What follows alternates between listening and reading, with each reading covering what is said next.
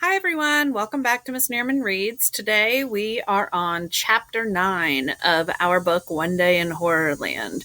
So, the last we heard, the kids had discovered the House of Mirrors, but they had been able to escape the House of Doom, or the Slide to Doom. Chapter 9. I was so stunned I didn't say anything. I watched him run off, moving awkwardly in the bulky horror costume, his purple tail dragging over the pavement behind him. What did he want? Clay called. He and Luke were nearly up to the House of Mirrors entrance. He said we should get out while we still can, I stammered, running over to them. I lost them for a moment in the blinding sunlight reflected off of the glass building. Luke laughed. Those horror guys are great, he declared. They really try to scare you in this place. Behind his glasses, Clay's eyes narrowed thoughtfully.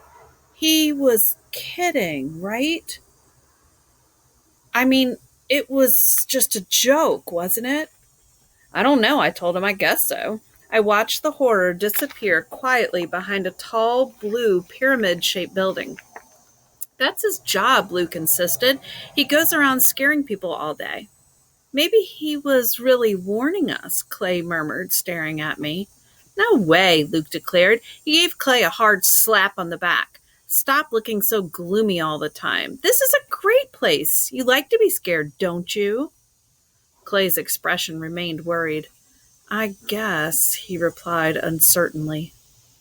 I started to tell Clay I was sure it was just a joke, but Luke interrupted. Hurry up. Let's check out the House of Mirrors. Let's have some fun before Mom and Dad show up and make us leave. He dragged Clay toward the entrance, and I followed. We passed another no pinching sign as we made our way to the shimmering glass building. Outside the entrance, I stopped to read the yellow and green sign. It read, House of Mirrors. Reflect before you enter. No one may ever see you again. Hey, wait up, I called to the boys. They had already hurried inside. I stepped in and found myself in a narrow, dark tunnel. My eyes were still filled with a bright glare from outside, and I couldn't see a thing. Luke, Clay, wait up, I shouted. My voice echoed through the low tunnel. I could hear them laughing up ahead. I jogged blindly, ducking my head because the ceiling was so low. Finally, my eyes adjusted to the darkness. The tunnel ended, and I found myself in a narrow corridor with mirrored walls and a mirrored ceiling. Oh, I uttered a low cry. I could see my reflections. Dozens of me. I seemed to surround myself. I stopped for a moment and adjusted my long black braid. It was always coming loose. Then I called again to the boys. Where are you? Wait up. I could hear them giggling somewhere up ahead. Try and find us, Luke called. More giggling. I made my way quickly through the mirrored walkway. The walls curved to the right and then the left.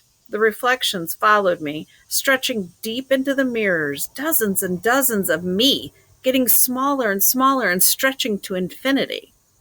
Hey, don't get too far ahead, I cried. I heard them giggling. Then I heard a rumble of footsteps that seemed to come from the other side of the mirrored wall. I followed the hallway, walking slowly, carefully, until I saw a very narrow opening up ahead. Wait right there, I'm coming through, I called.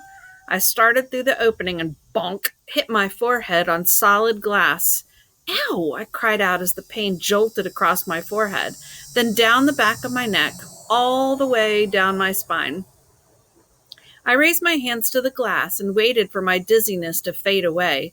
Lizzie, where are you? Try to find us, I heard Luke call. I hit my head, I shouted, rubbing my forehead. I could hear him and Clay laughing. Their voices seemed to be behind me now. I turned back, but there were only mirrors behind me and no opening. My head still ached a little, but the dizziness had gone away. I started walking again, more carefully this time. I kept both my hands out in front of me so I wouldn't bump into anything again. I turned a corner and stepped into a different room. To my surprise, the floor in this room was a mirror. The walls, the ceiling, the floor, all mirrors.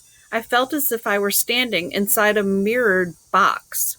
I took a few careful steps. It felt so weird walking on my own reflection. I could see the tops and the bottoms of my sneakers as I walked, and it made it really hard to walk. I kept having the feeling that I was going to fall onto myself. "Hey guys, where are you?" I called.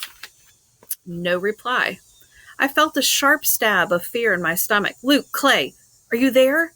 I saw the mouths of my reflections move as I called out. Dozens of mouths, but only one voice came out, my voice, tiny and shrill. "Luke! Clay!" Silence. "Don't fool around, guys," I shouted. "Where are you?" Silence. No reply. I stared at the dozens of reflections on all sides of me. They all looked frightened. Luke, Clay, where had they gone? Chapter 9. All done. See you next time.